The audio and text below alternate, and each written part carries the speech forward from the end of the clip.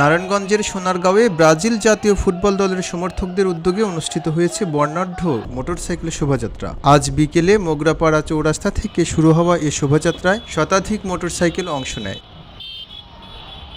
ঢাকা চট্টগ্রাম মহাসড়ক ধরে মদনপুর হয়ে মেঘনা সেতু প্রদক্ষিণ করে প্রায় ৩০ কিলোমিটার পথ অতিক্রম শেষে শোভাযাত্রাটি আবার মোগরাপাড়া চৌরাস্তায় গিয়ে শেষ হয়।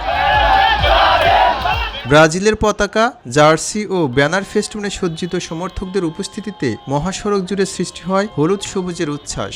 আয়োজকরা জানান, প্রিয় দল ব্রাজিলের প্রতি ভালোবাসা প্রকাশ এবং সমর্থকদের মধ্যে সৌহার্দ্য বাড়াতেই এই আয়োজন করা হয়েছে। আমরা সোনারগাঁয়ে সব ব্রাজিল সমর্থক মিলে আজকে একটা সুন্দর একটা আয়োজন র্যালি করেছি, বাইক র্যালি।